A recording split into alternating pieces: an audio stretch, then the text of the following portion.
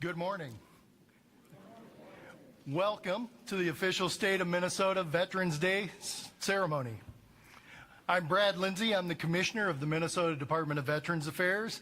I'm an Iraq War veteran of the Army and your MC for today's program.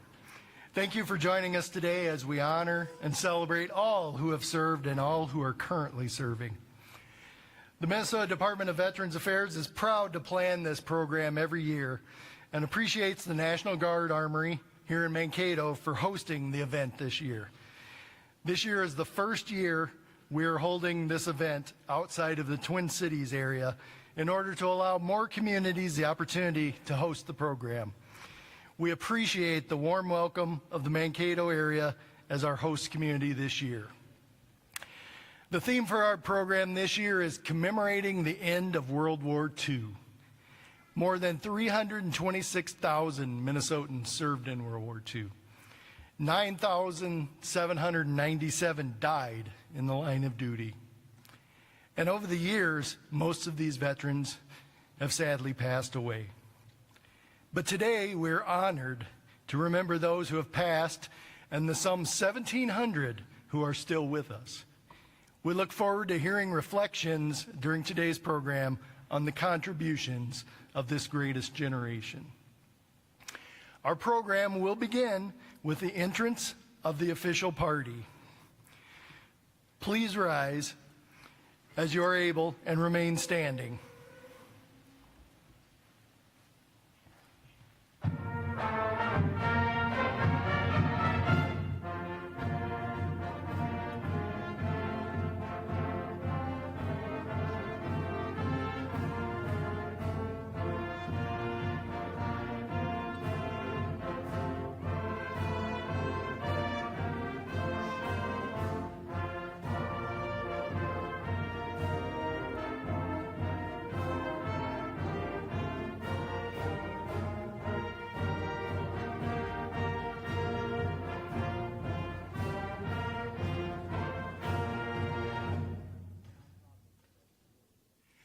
Color Guard, present the colors.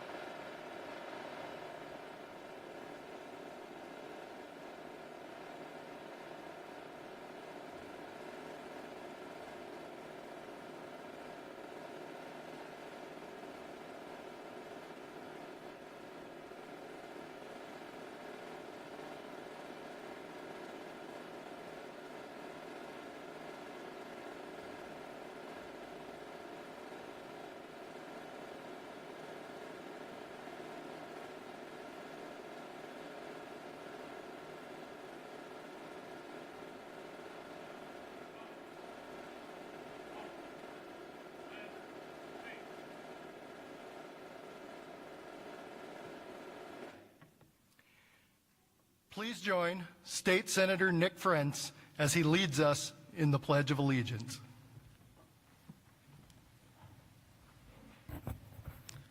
In honor of all our veterans here and in the past, please join me in the Pledge of Allegiance. I pledge allegiance to the flag of the United States of America and to the republic for which it stands, one nation, under God, indivisible, with liberty and justice for all. Thank you.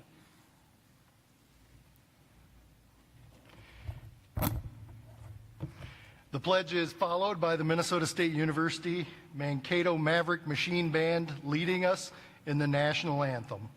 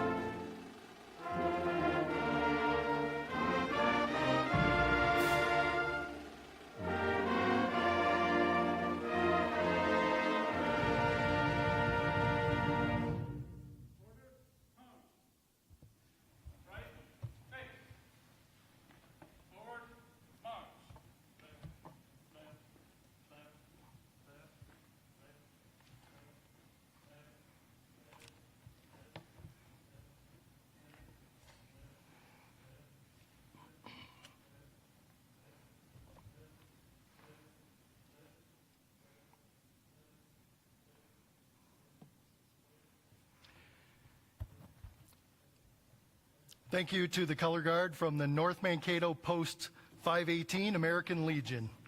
And thank you to the band for that beautiful rendition of the national anthem. I would now like to invite Chaplain Lieutenant Colonel Timothy Ussett, the state chaplain with the Minnesota National Guard, to lead us in the invocation. I invite you to pray with me or in your tradition as I pray in mine. Holy One, we have come together to honor our states and nations' veterans today. We're thankful for their dedication and service to our country across the life and generations of our nation. In times of tension and change, give us the courage to be good neighbors, to build bridges, and to seek to heal divides we are experiencing.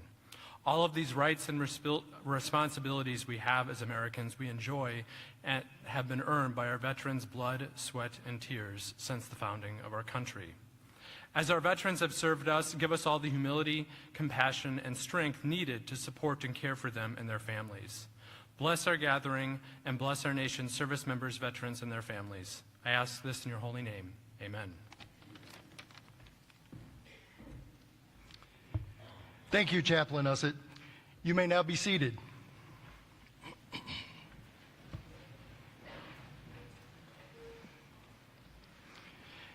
As we begin our program, I have the honor of recognizing the individuals seated with me on stage.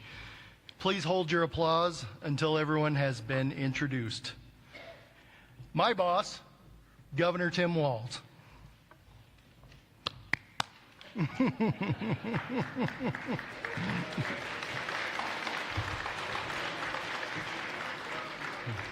It seems odd not applauding.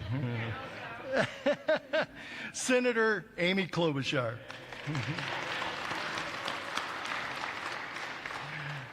Congressman Brad Finstad. The Consul General of Canada in Minneapolis, Beth Richardson. Minnesota National Guard Brigadier General Simon Schaefer. Dr. Kyle Ward, professor at Minnesota State University. And you've already met Minnesota National Guard Chaplain Lieutenant Colonel Timothy Ussett. I would also like to recognize some special guests who are with us today sitting in the audience. Again, please hold your applause until everyone has been introduced. The elected leaders of Minnesota's congressionally chartered veteran service organizations, collectively referred to as the Commander's Task Force. These organizations include the American Legion, AMVETS. You can throw your hand up so we know where you're AMVETS, Disabled American Veterans, Jewish War Veterans, Marine Corps League, Military Order of the Purple Heart, Paralyzed Veterans of America, Veterans of Foreign Wars. I ask the commanders and auxiliary leaders or their representatives to please stand and be recognized.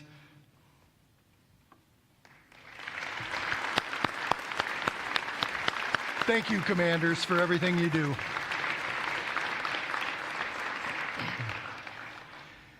As I mentioned earlier, our theme today is commemorating the end of World War II. We are honored to be joined today by World War II veterans. I ask those veterans of World War II to please stand as they are able and be recognized.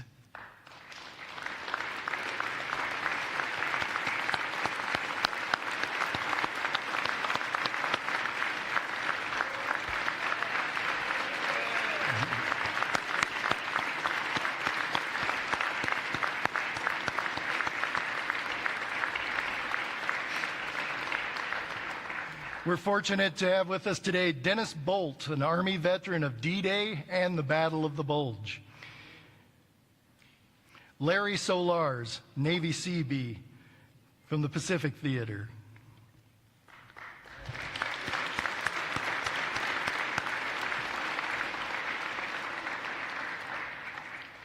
We also welcome Director Pat Kelly from the Minneapolis VA Healthcare System.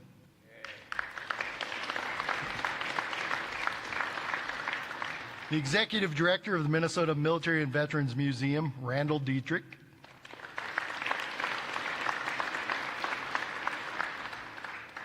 State Attorney General Keith Ellison.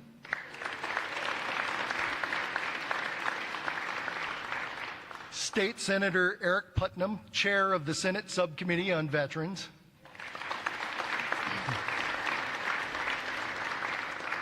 State Senator Nick Frentz, who represents the Mankato area. State Representative Matt Bliss, co-chair of the House Veterans and Military Affairs Division. State Representative Luke Frederick. State Representative Emma Greenman. State Representative Terry Steer.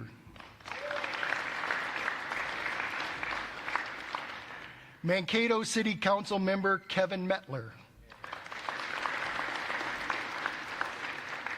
And Blue Earth County Commissioner Kevin Popp. We also have some county veteran service officers. Greg Peterson from Brown County. Pat Coro from Blue Earth County. And I saw one more, but now I'm not seeing him. But county veteran service officers, those are the folks. Those are our boots on the ground. So if you haven't ever seen one or talked to them, you should do so. We also have the reigning Miss Minnesota 2025, Emma Vries.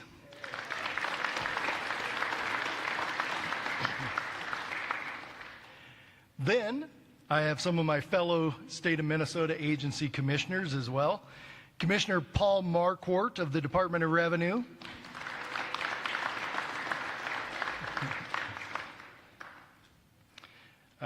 And finally, my leadership team from the Minnesota Department of Veterans Affairs, including Chief of Staff Dave Bellafy, my Deputy Commissioner of Veterans Healthcare, Eric Maintenon, our brand new Assistant Commissioner of Veterans Healthcare, Diane Lynch DeCombs, and Deputy Commissioner of Programs and Services, Ben Johnson. Thank you for everyone for joining us today. I would also like to recognize and thank the following local contacts for their support of today's event. A big thank you to the Minnesota National Guard Armory, Mankato, and their staff, assistants, and use of their facilities.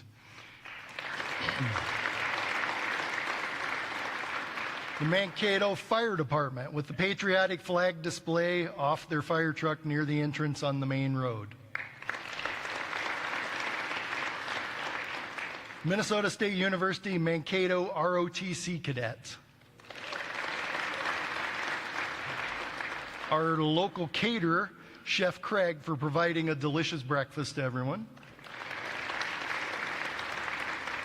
And the festive balloon vendor, Parties and Weddings, another local small business.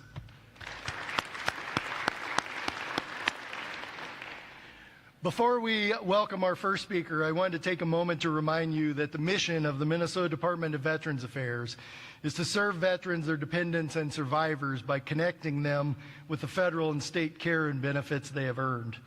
We are separate from the federal VA and are not currently impacted by the federal government shutdown, which thankfully seems to now be over. We have 2 information tables in the back of the room, and I encourage you to visit with our team members there to learn more about our services. We operate 8 state veterans homes and the 4 state veteran cemeteries located across Minnesota. We also act as advocates for veterans filing claims with the federal VA and are committed to ensuring that Minnesota veterans and their families receive the benefits they have earned. The Minnesota Department of Veterans Affairs is also focused on 2 important issues. First, ending veterans' homelessness. We're very close to achieving this goal. Second, preventing veteran suicide. We continue to work with communities across the state to raise awareness and provide education to support veterans in crisis. If you have any questions, please call us at 888-LINK-VET or online at minnesotaveteran.org. That number is answered 7 days a week, and we can connect you to getting the help and services you need. Okay, now on with the program. I'm honored to introduce our keynote speaker, Dr. Kyle Ward. Dr. Ward is the Director of Social Studies Education at Minnesota State University Mankato, where he works with the future social studies teachers as well as offers classes through the history department on U.S. history, World War II, and the Holocaust. Dr. Ward completed his PhD from Indiana State University and has written 6 books, including 2 on military units from Minnesota. Please join me in welcoming Dr. Kyle Ward.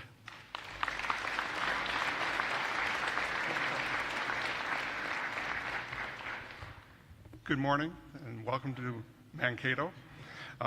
First of all, I want to thank the MDVA for bringing this down to Mankato and putting on such a big event. This is a lot of work that goes in the background that a lot of people don't notice. As was mentioned earlier, my name is Kyle Ward. I work at Minnesota State University. Most of my job is working with future social studies teachers. Whenever I start my methods classes, I always let my future teachers know that I am by far probably the greatest social studies teacher to ever live in Mankato. I usually say this with the governor not sitting behind my back, so we might have a discussion later on about that. The other part of my job is to actually teach history, and I'm currently teaching a class on World War II and the Holocaust. In my youth, I was raised by a family that had 5 family members that served during World War II, so history has always been very important and very interesting to me, which led me to 2 of my books being about Minnesota military history. One on the 13th Minnesota Infantry Regiment that served during the Spanish-American and Philippine-American War. And the group I want to talk about today is the 99th Infantry Battalion Separate that served during World War II. The 99th Infantry Battalion was part of a unique program that they started during World War II. It was an all-ethnic group program, so there was a Japanese-American unit, there was a Greek unit, an Austrian unit, and the unit that I want to talk about today is the Norwegian Americans, which made up the 99th Infantry Battalion Separate. If you're going to have a Norwegian American unit, you should probably go to Minnesota. We had a number of people here. You had to be able to speak the language. Of the 1,000 men that served in this unit, about 40% came from Norway, so they were trapped outside their country and wanted a place to go and fight. The other 60% were made up of primarily Minnesotans, North Dakotans, Wisconsin, Iowans, and people from the Washington area here as well. They're going to get their start at Camp Ripley, which, quick side note here, my good friend Randall Dietrich and Doug Thompson are both here today too. They are creating, just outside of Camp Ripley, just north of Little Falls, a brand new Minnesota Military and Veterans Museum. They're going to encourage all of you to come up next summer, and I think next September is the grand opening, 40,000 square feet. They're going to do every day what we're doing today, is honoring our veterans. Back to the 99th. After training at Camp Ripley, they moved to Fort Snelling for a brief period of time, and then they were off to Camp Hale, Colorado, where they trained as ski troops and in mountain warfare. The gentleman who I wrote the book with, we make the argument that this is some of the most rigorous training during World War II, primarily because when the U.S. Army decided to create the Office of Strategic Services, they came to Camp Hale and found 100 men of the 99th to start that unit. The other thing that we found that's always been really interesting to us is there's a very good chance that the men of the 99th served as one of the great decoys during World War II. When the Germans took over Norway, there were about 350 to 400,000 German troops that were kept there. And what we believe is that the 99th got a lot of attention during World War II, usually a lot of secrecy around the military. There was a lot of film footage, newspaper reports, radio interviews. And the biggest thing was when they were at Camp Hale, President Franklin Delano Roosevelt actually came to visit the 99th. And their film crews were there, the newspapers were there, and stuff like that. So we think this is part of a decoy to keep them away from the Normandy beaches at the time. When they're done with the training, they head to New York, and then they're off to England where they do some more training. All the snow gear is going to be left behind, so we know that they're not going to go to Norway at this point. They then head to Normandy. They were at the beaches of D-Day, but they were not there on the day of the D-Day invasion. They're going to be there about 10 to 12 days later. My colleague who wrote the book with me insists that they are the Forrest Gump group of World War II because they seem to be everywhere at all different places. I'll make some quick arguments for that here. They're going to fight their way across France. To my colleague over here, they served alongside the Rangers for a brief period of time here as well. They then are going to be at Aachen, which is going to be the first German city that's going to be liberated.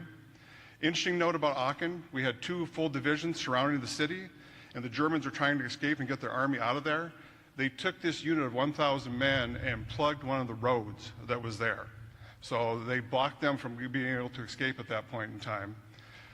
What happened was 9 days of shelling, and the men who survived that referred to that as 9 days of hell.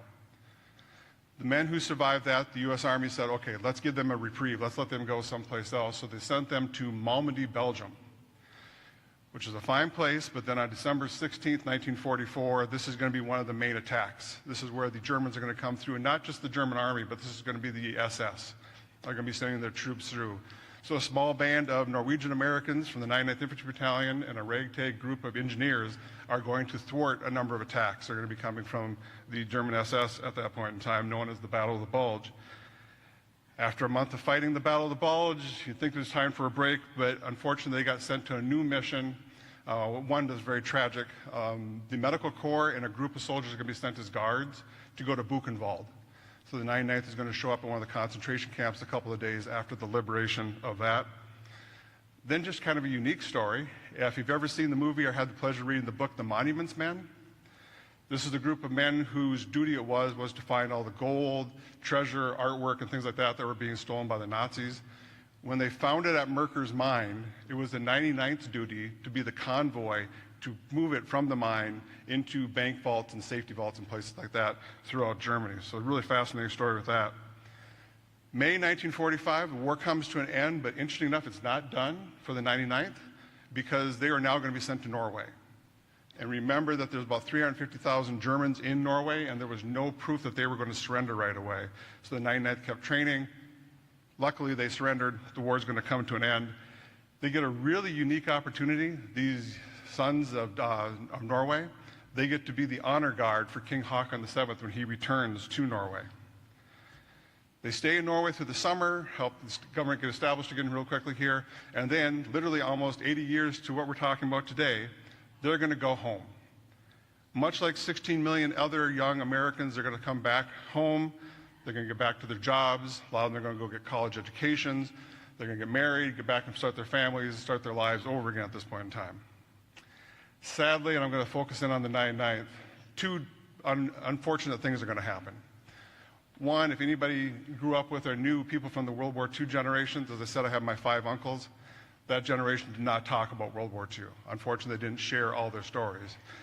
The other thing, saying this in Minnesota, if you're used to these stoic, old Norwegian Americans, they weren't going to brag about anything, they weren't going to share anything either along the way here as well. Let me go pivot back here real quickly. I am teaching a class on World War II and the Holocaust right now. One of my first questions I asked the class is I said, what's your story? What's your connection to World War II? And of my 35 students, I only had 5 students who raised their hand and knew that there were any kind of family connection to World War II. So I have assigned the following assignment. They have to do research on their family or their community and things like that as well. Having said that, I'm going to leave you with this. I'm going to put my professor hat back on. And everybody in this room and on this stage now has an assignment and homework. If the rumors are true, I'm an easier grader than former social studies teachers that used to live in Mankato, so don't worry about the grade curve here. But if you are a veteran, if you're related to a veteran, you know a veteran, please take time to collect their story. Share your story, record it, write it down. We've got the fantastic Minnesota Military Museum being built. Share it with them. Please make sure that 80 years after your service is done, your story hasn't disappeared. And I'll leave with this. On this Veterans Day, please remember those who served, but also secure your own legacy and of those you served with, so that the future generations will know about what you did and the sacrifices that were made. Thank you very much.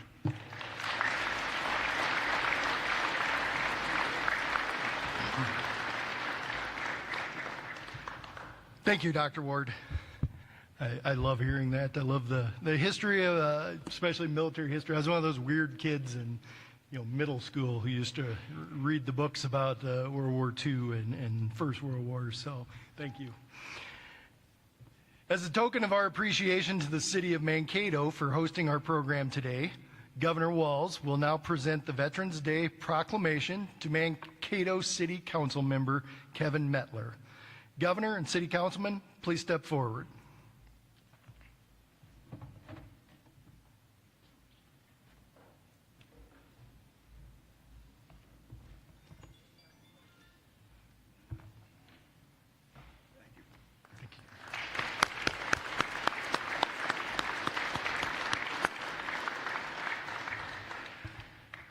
Next up, I'd like to have Minnesota National Guard Brigadier General Simon Schaefer come to the podium. Brigadier General Simon Schaefer is the current director of the Joint Staff to the Minnesota National Guard. In this role, he serves as a primary advisor to the Adjutant General and is responsible for the operating capability of the Joint Staff, including strategic planning, emergency response, and ensuring a competent and ready force. General Schaefer's career has included previous leadership roles such as the commander of the 2nd Infantry Brigade Combat Team of the 34th Infantry Division and Chief of Staff for the 34th Infantry Division while deployed to Kuwait in support of Operation Spartan Shield. Please welcome General Schaefer.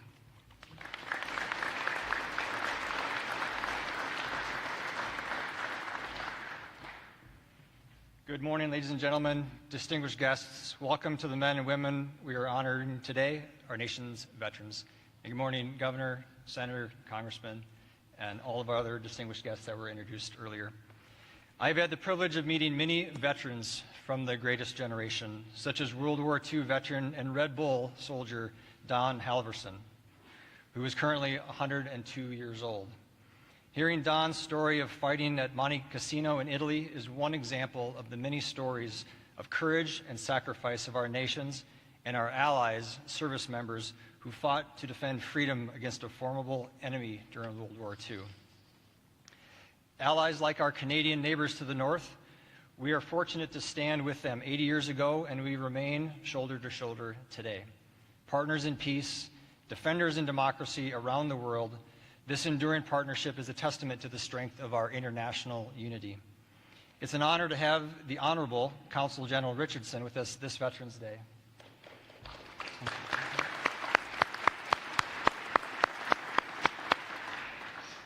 Your presence here today is a testament to the importance of this occasion, and we are grateful for your participation. While the Allies won the Second World War, the victory came at a tremendous cost. The stories of those who served and sacrificed are woven into the very fabric of who we are as a nation, and those memories stay with me every time I look out at the men and women I have the privilege to lead within the Minnesota National Guard. This year, our public affairs team has focused on what we call the future face of the force. This phrase allows us to look in two directions at once. First, we look back at our veterans, those who stood the watch before us, paved the path for all who serve today. You built the reputation our military holds around the globe, one of excellence, resilience, and trust. And second, we look forward to the courageous men and women now raising their right hands and dedicating their strengths to a grateful nation. When they take the oath, they step into a legacy carried by generations before them. To those new to our ranks, when you put on the uniform, you wear the history, the courage, and the sacrifice of all who came before you. And you gain something special, a team that will never leave you behind, and a purpose greater than yourself. The future face is about people. While the modernization of our equipment, weapons, and aircraft is vital, our true strength has never been in our equipment. It lies in the character of those who serve, past, present, and future, bound together by a common call. Here in Minnesota, we are fortunate. Our communities, employers, organizations continue to honor the past while investing into the future. If you are a veteran, thank you. Please share your story. If you are new to the formation, welcome to the team and listen closely to the veterans and who have gone before you. You are a part of the legacy written in courage and sealed in honorable service to this nation, a legacy that will be trusted but will never break. In closing, we are always looking for good Minnesota American citizens who want to give back to the community. expand their life experience, and obtain career skills or benefits such as health care or funding for education. Minnesotans who want to be part of something bigger than themselves. If you're interested in joining the team or know of someone who is considering service, please seek out a recruiter or visit an armory. As the late President Ronald Reagan said, some people live an entire lifetime and wonder if they have ever made a difference in the world. A veteran does not have that problem. Thank you.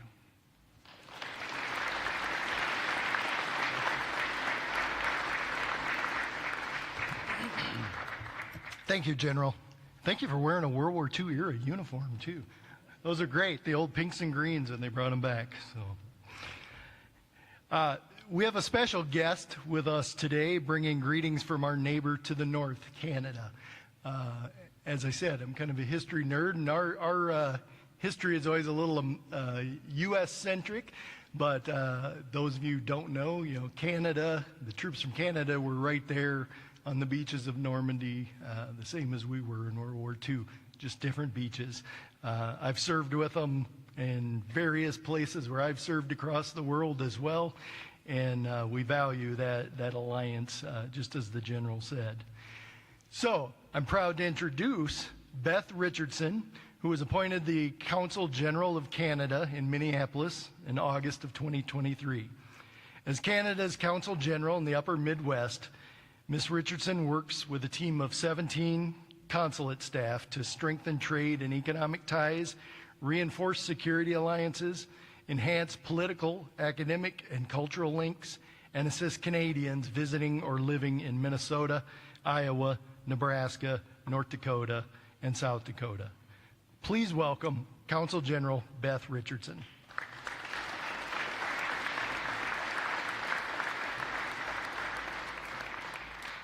Good morning, everyone. Bonjour. It's a real honor for me to join with you today. In Canada, we celebrate Remembrance Day today as well. I want to begin by thanking Mayor Nassad for hosting us here in Mankato, and particularly to Commissioner Lindsay, who's allowed us to share this day with you. General Schaefer, thank you for your powerful words regarding the longstanding friendship between Canada and the United States. Your office in particular has built a longstanding partnership with us that deepens our ties. Both my parents served in the Canadian Air Force, and I'm a military brat. And as Canada's Consul General, I carry a deep, deep personal appreciation for the sacrifices made by those who wear the uniform and their families. Canadians today gather in veterans halls, at the Legion, participating in parades, laying wreaths, and holding ceremonies in honor of our heroes.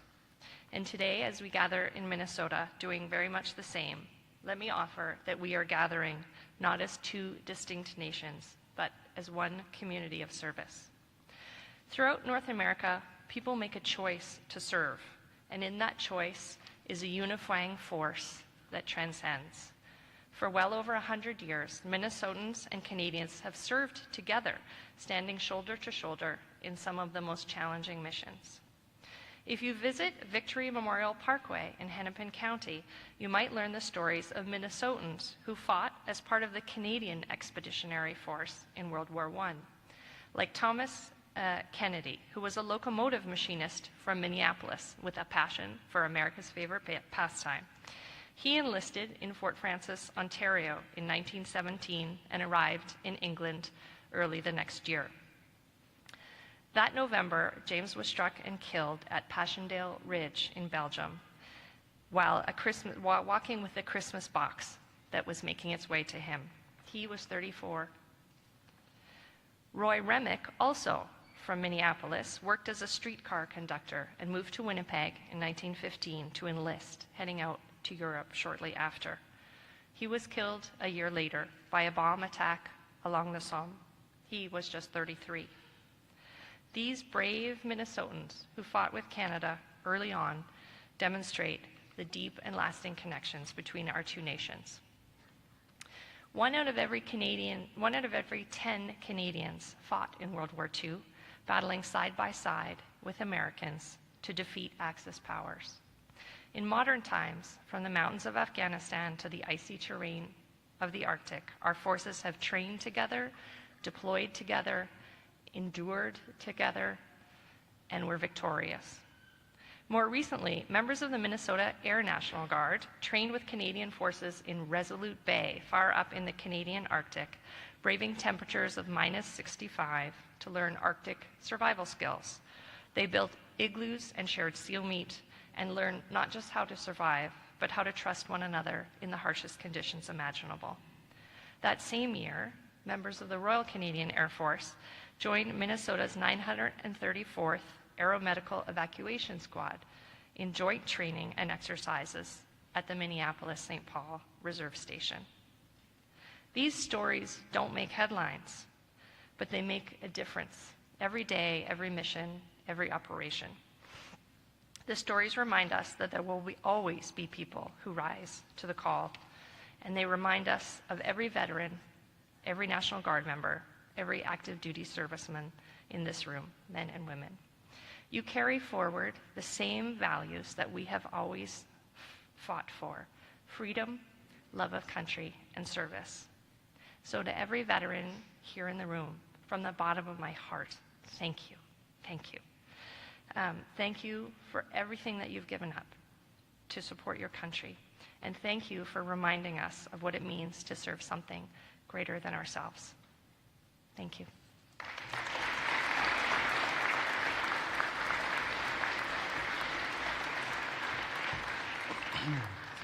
Thank you, Consul General Richardson. Seal meat, huh? I know in Iraq I probably would have tried that. It's better than some of the Army food, so for sure. Next, I just want to take a moment quick to recognize and thank the Minnesota State University Mankato Maverick Machine Marching Band.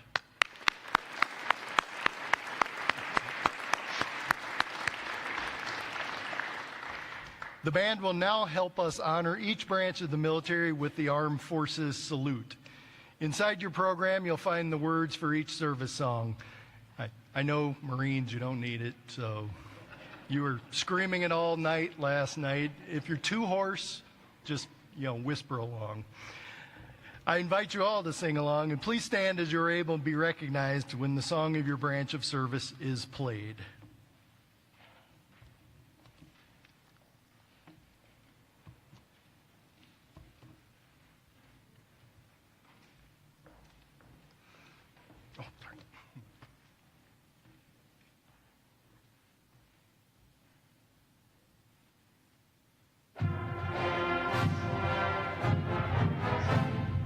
The United States Army.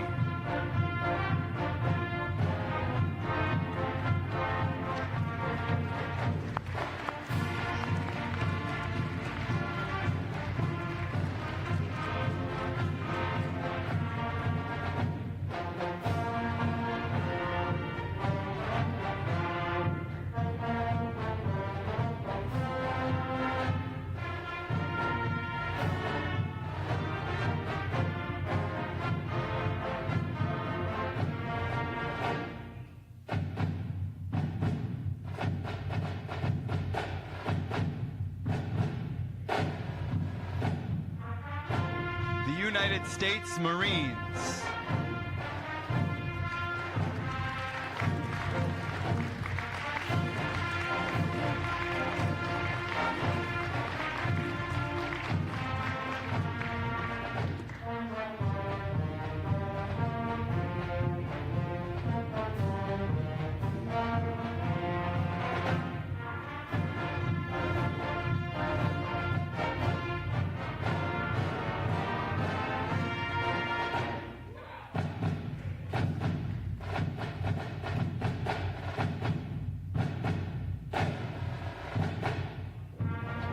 The United States Navy.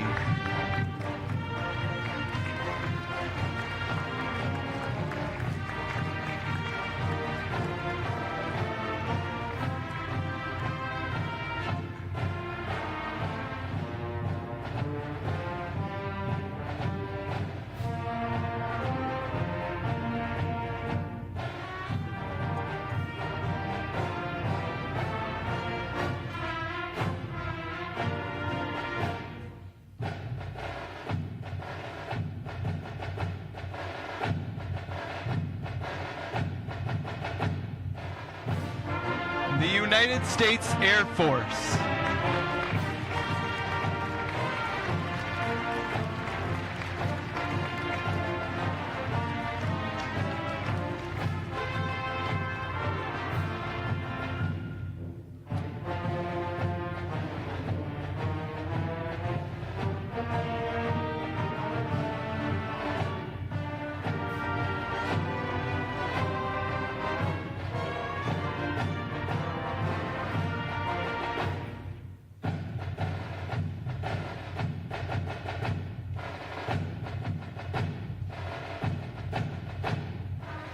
the United States Space Force,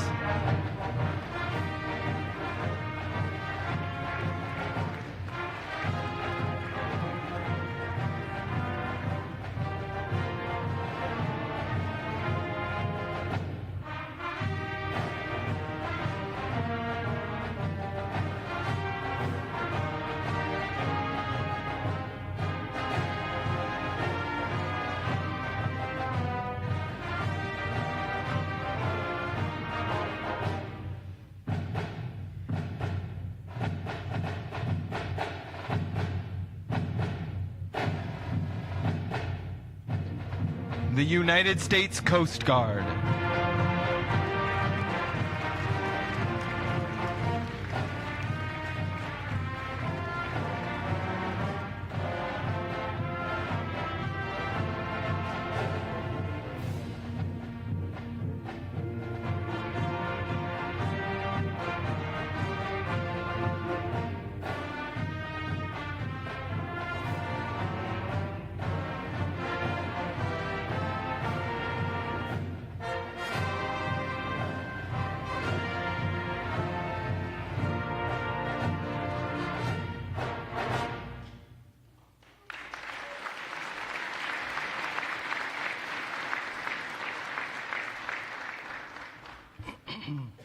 Thank you to the band for playing those always enjoyable branch of service songs. Everybody always looks a little confused when we get to the Space Force song there, though. Still, we'll get used to it and have more veterans as we go. And thank you to the Marines. I was surprised we had that many of you that could stand up this soon after your birthday last night. So, congratulations, good job. In Minnesota, we're fortunate to have strong support for veterans from our state and national leaders, and a number are here with us today. To begin their Veterans Day remarks, I'm pleased to formally introduce Minnesota's Governor, Tim Walz. He is the 41st governor of Minnesota, serving since 2019 after being elected to a second term in 2022. He's a former high school teacher and coach and a retired Command Sergeant Major in the Army National Guard. Before becoming governor, he served 6 terms as a U.S. representative for Minnesota's 1st Congressional District. Please welcome back to the podium, Governor Tim Walz.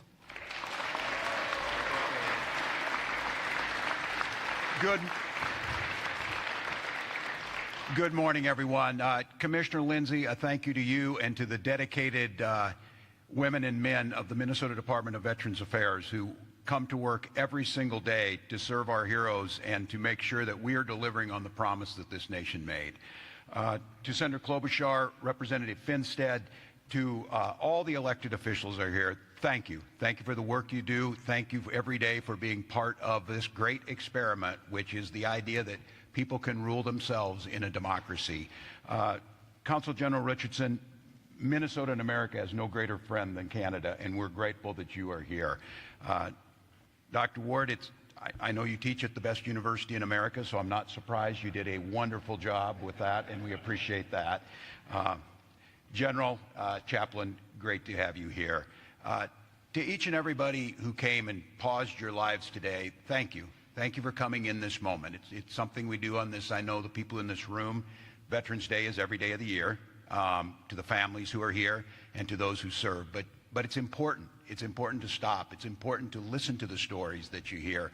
And to all of the veterans, with a special thank you, as we noted the 50th anniversary of the end of the Vietnam War. This is a group of warriors who came home to a nation truly divided. We have been divided before, and we've come back together. But this group of veterans came home to a country that couldn't separate the warrior from the war. And they were not given the health care that they were promised. They were not treated in the way that they should have been treated. But instead of becoming bitter and angry about it, the Vietnam veterans transformed how we view our care for veterans. They transformed the VA hospital into the best healthcare system in the world. And we have the best director in Pat Kelly here today, and I'm grateful for you from the Minneapolis VA. They transformed how we talked about our veterans and what was expected of delivery. So to the Vietnam veterans, thank you for being the model that we needed. Thank you for transforming how we care for those veterans. Today we're joined by a couple of our heroes. These are the ones that the story said it's scarcely believable that such people walked amongst us. Our World War II veterans. Larry Solars is here, and we're grateful. We're grateful for that service. And Dennis Bolt is here. Mankatons know Dennis pretty well. The last time I saw Dennis, we were at Normandy for the 80th commemoration of the D-Day landing last summer. And for those of you who have had the privilege to be at D-Day, it is a transformational event. And to be there with people like Dennis, when you go to D-Day, you drive down these little French winding roads. And on those roads on that day, summer day, little flags at the houses and children holding flags, French flags, British flags, American flags, and Canadian flags. So as Dennis and his fellow warriors were fighting and dying on Omaha and Utah Beach, Canadians were fighting and dying on Juneau. And our allies from countless countries, all with the sole purpose of defending freedom and human rights and fighting in a foreign land to free people that they would never know or never meet. And then they came back home and they built their lives and they built their families of that greatest generation. The lesson that the Vietnam veterans and those that fought in World War II taught us, they were giving us a gift. And it's up to us to what we do with that gift, how we conduct ourselves. They laid down their lives so that we could govern freely. And I'm going to make the case that the story doesn't get told enough. There's a group of folks sitting here in the front, the Commander's Task Force, the County Veteran Service Officers, the veterans who belong to these groups, and a group of legislators who I think deserve the utmost credit. I talked to other governors and other folks across the country. Very few places, if any, do what they do here. The Commander's Task Force represents over 400,000 veterans from all these organizations. They come together and they put a list of things together that they want their government to do to care for their veterans. It isn't a wish list. It isn't a when you get around to it, do it. It's we fought and earned and gave you the right to self-govern. Now do these things to improve their lives. And now that's easier said than done because it's tough. That whole adage about governing, you don't want to know how your sausages or your laws are made. Well, the sausages taste good at least. You get something out of that. This is hard work. But what happened here was there's an agreement amongst the people of Minnesota, led by this group, led by the veterans, and led by a bipartisan, nonpartisan group of legislators who determined before we do anything else, when we're budgeting, lots of important things. Educating our children. I did notice Commissioner Lindsay missed one of our commissioners. It may be because we are still in construction season. Minnesota Department of Transportation Commissioner Daubenberger is here. So when it's over, you'll be happy. But before we fund all those things that government does, this group of folks decided we are never going to pit our veterans against another worthy project. We're not going to pit our veterans against our children, against our roads, against our agriculture, whatever it would be. So what they decided to do, and what they collectively did was, they pulled out all of the veterans' work and said, before we do anything else, we are going to pass a budget, fund our veterans' homes, fund the care for our veterans, build the museums, do the things that we need to do, and then we will have the other debates. Now, it's hard when you're legislating because you have to build packages sometime and say, look, I need you to vote for this. The problem with veterans is if you've got a project you want, and then you end up saying, well, you wouldn't vote against veterans, would you?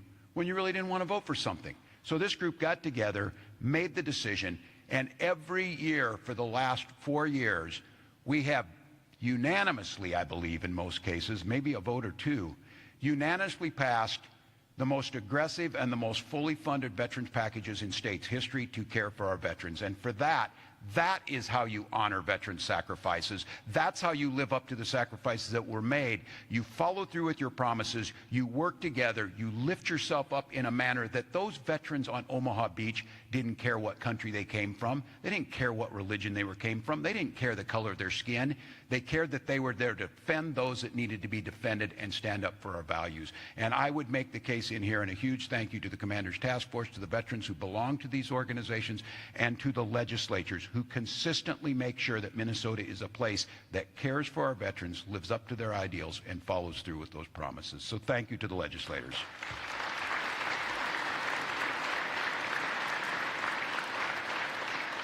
I would also say that tradition holds true with our representatives, and you're going to hear from two of them. You're going to hear the commitment that we make collectively together. While the VA is the big one, the state works underneath those.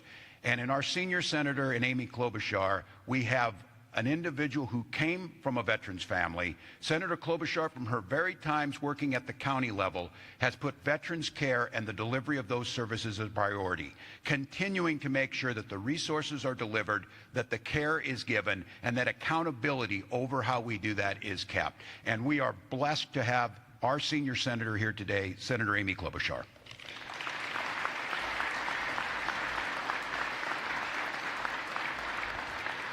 Well, thank you so much, Governor. I'm sure it's great to be home in Mankato, and it's good to be here with the Congressman as well. He's heading to Washington. I got up at 3 in the morning Minnesota time, and the Delta flight was on time, and got here to be with all of you today. Thank you to all of our electeds, Attorney General Ellison, the legislative leaders, commissioners, city council members, mayors, and of course Commissioner Lindsay, who's been such a great leader for our state, as well as the General. Thank you. I did want to thank you, Dr. Ward, and I loved how you described some of the work that our country has done in the past, but also it should be a guide for us in the future. Beth Richardson, thank you. She knows I lead the Canadian-American group in the Senate. I got to go visit with the new Prime Minister, Prime Minister Carney, this spring with Senator Kramer from North Dakota and a few others. He was great, but we did make kind of a, not really a monetary bet, but a bet on the women's pro hockey game in the finals, where the Ottawa Charge and the Minnesota Frost faced off for the national champion. It's a new league. It's super fun. And I just want to, for your benefit, recite the chant of the Minnesota Frost, which is really kind of insightful for the weather we're about to see and did see this last week. Brr, brr, it's cold in here. There must be some frost in the atmosphere. That is their cheer, okay?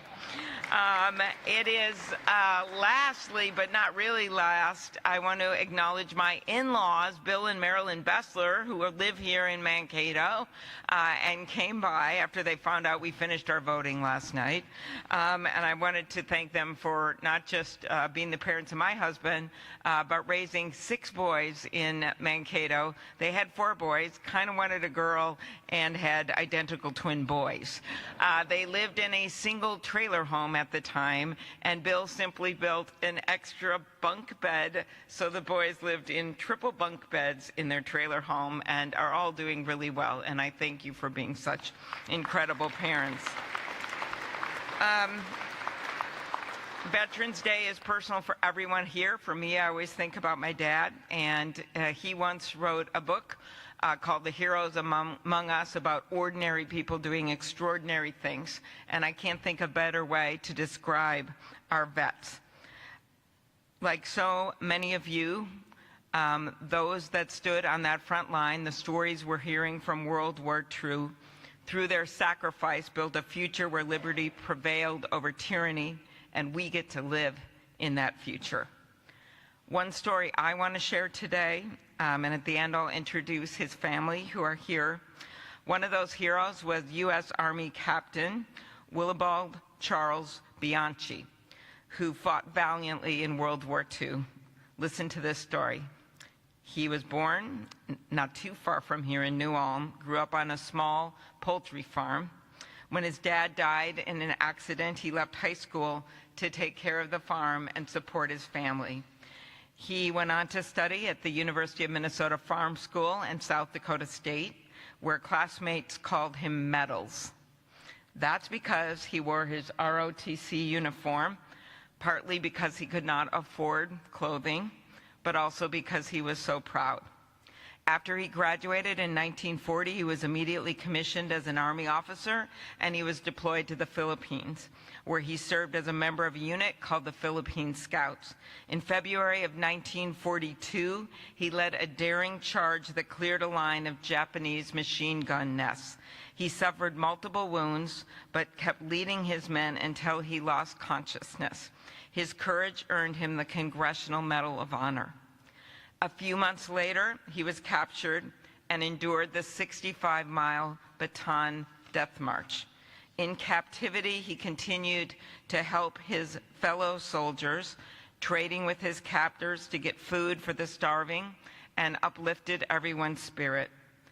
He made the ultimate sacrifice as a prisoner of war aboard a Japanese prisoner ship in 1945. He was only 29 years old.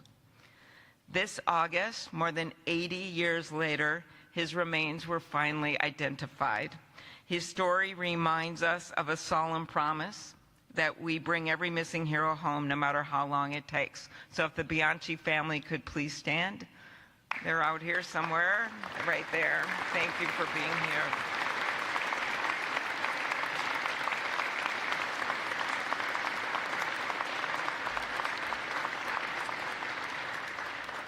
The story reminds us that we can never fully repay what our veterans have given our nation, but we can honor their service now. That means giving them what they deserve. That means giving them the education when they get home, if they need that, making sure they have a roof over their head, making sure they have a job, and making sure they get the health care they need. And I am so proud that after years of work on this, because of Minnesota vets that approached me and other members of Congress, we were able to finally pass the Honoring Our Heroes Act. We were finally able to pass the bill to take care of our veterans' health care when they were exposed to burn pits.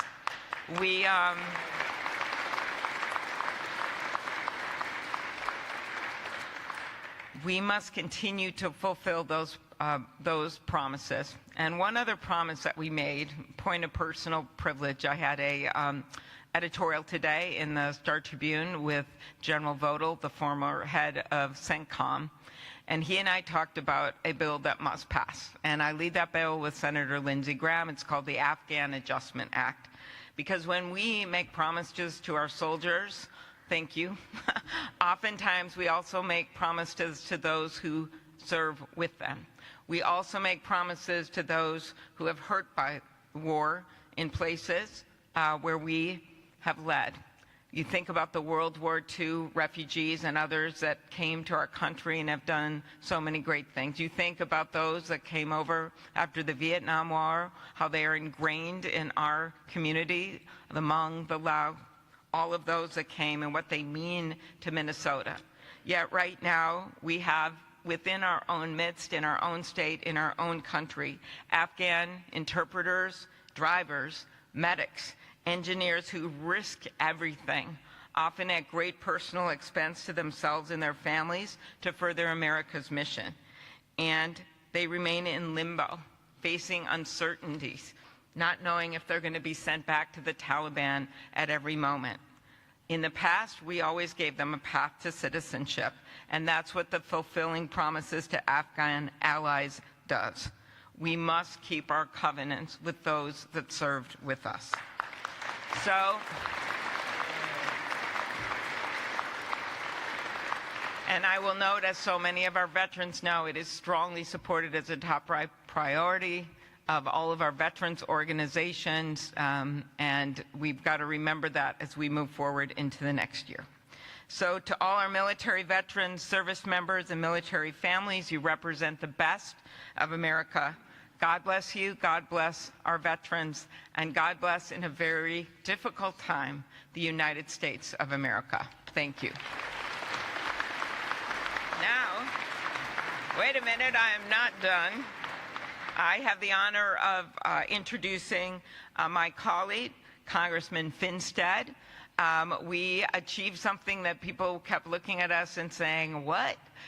Just at the end of last year, thanks to an incredible researcher in southern Minnesota, we realized that the American eagle was not actually our national bird. That's true. And we actually passed legislation that made the American eagle the national bird. We also have worked together. He's a member of the Armed Services Committee on the current National Defense Bill, which, as those that represent our military know, it's nearly done. It's passed the Senate and the House with strong votes. We just have to work a few things out. Both strongly support that bill. We're working on a Mankato Vet Center here, and I thank him for his friendship and his work. I give to you Congressman Finstead.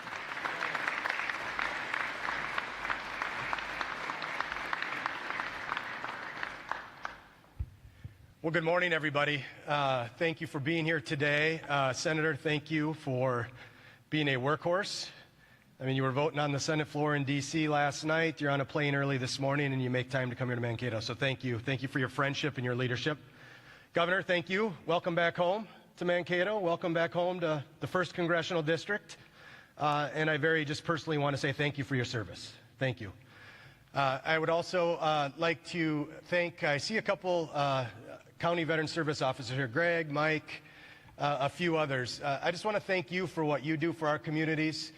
I hear so often that we, from a government perspective, don't quite have it figured out. When we have men and women leaving active duty, the bus drops you off with the duffel bag and say, here you go.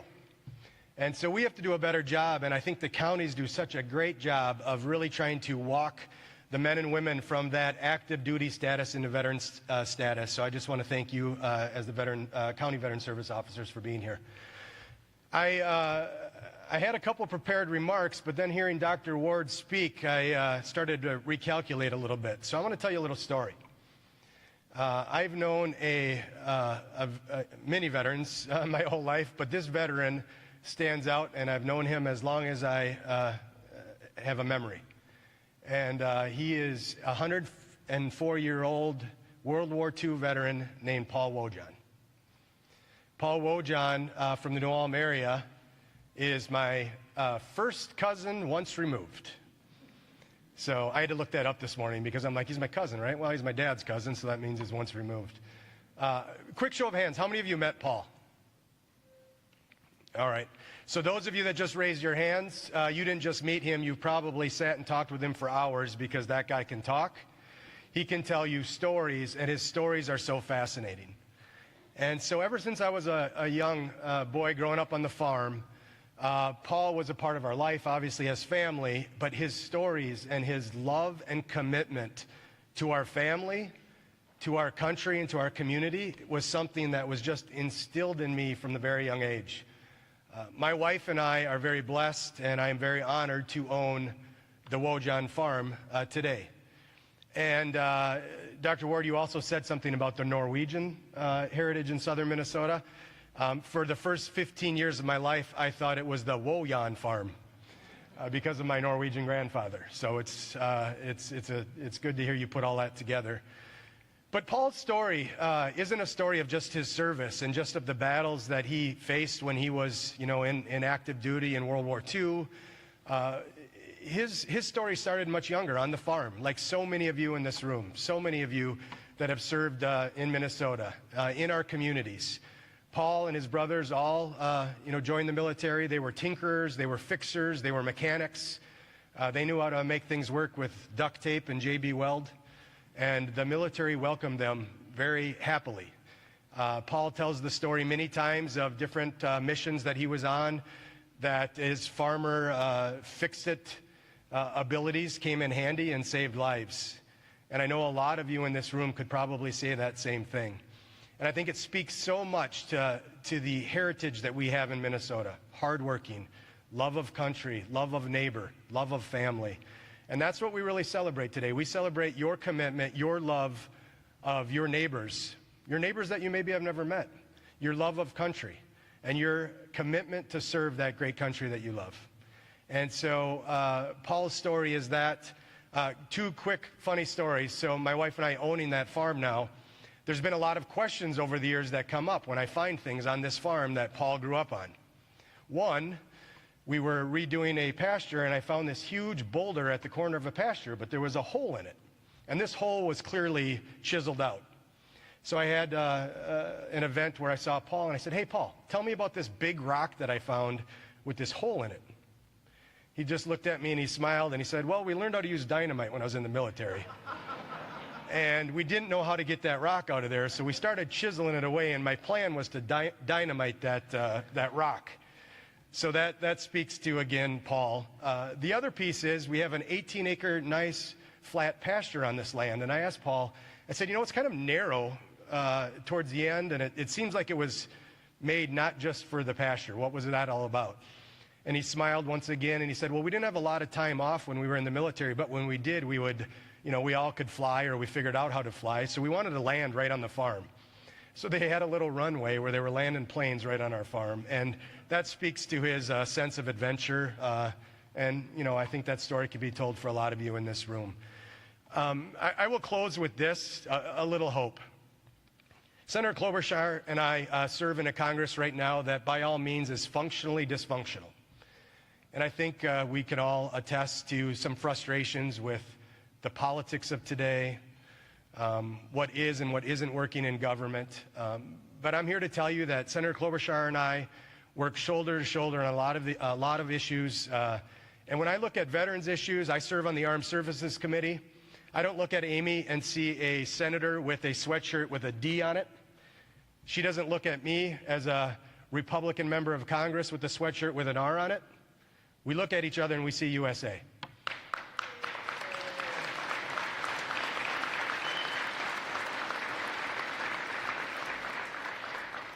And so we have to continue to lean into that, lean into our relationships where we can find common ground.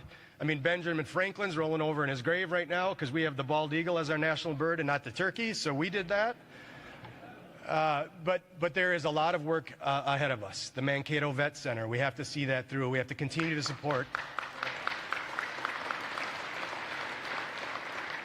We have to continue to support our county veteran service officers and strengthen them and give them more resources and opportunities to be that direct handoff from our active military to our veteran status. We have to continue to work with our VA. We have to continue to work to make sure that our services are provided as locally as possible, first class as possible, and make sure that we are giving the dignity and care that you all have earned and deserve. And so that's what Amy and I continue to work on. And I will tell you that despite the news and the media trying to show us and tell us that we hate each other, we don't.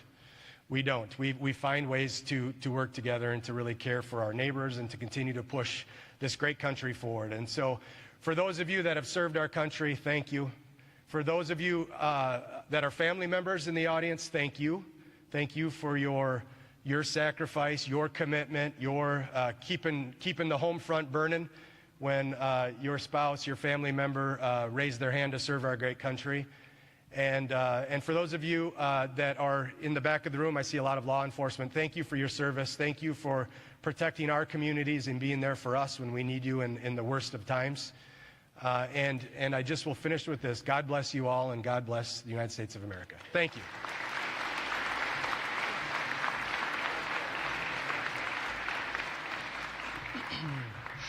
Thank you, Congressman. Thank you to all of our elected officials for your remarks and for joining us today to recognize our veterans. So, please stand as you are able, and as I welcome back Chaplain Ussett to lead us in the benediction.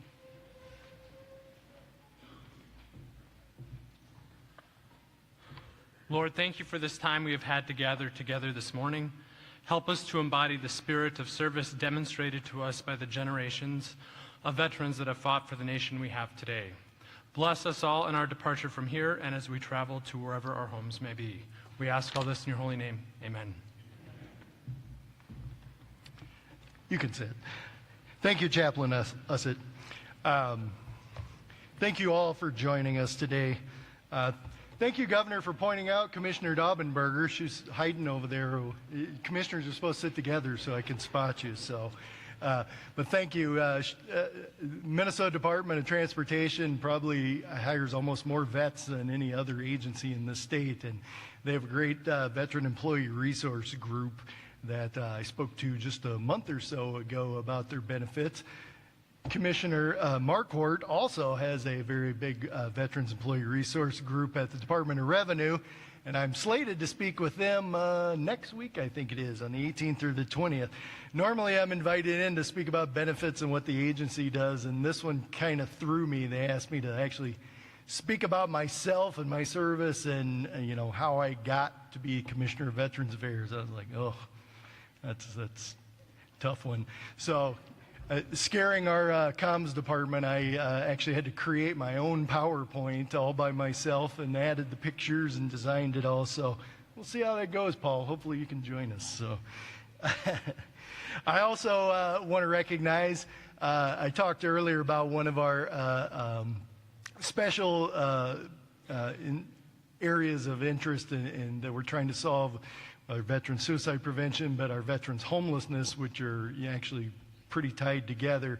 And I noticed as I was sitting here, we have two individuals from our largest and most active nonprofit partner who's been in the business of fighting veterans homelessness for a long time, and we're taking on that fight before our agency even got serious about it. The Minnesota Assistance Council for Veterans. We have Nathaniel Sauls. And your local Mankato representative manages the Radical Townhomes for Veterans, Sue Worlds, in the audience today. So we would not be where we are at right now with veterans homelessness and the success we've had if it wasn't for that organization and those folks who are fighting that battle. So thank you. Concluding the event here, the Minnesota Military and Veterans Museum invites you to sit in on one or more short 20-minute films about World War II, developed in partnership with Lakeland and Pioneer PBS. The first will feature Bud, a World War II veteran, and Paul Nakasone from White Bear Lake, Minnesota. To attend these films, exit through the main door and you'll be directed to the screening room. Please remain standing as you are able please rise as you're able for the departure of the official party. This concludes the State of Minnesota Veteran Day ceremony. Have a wonderful day, and don't forget to thank a veteran. Band?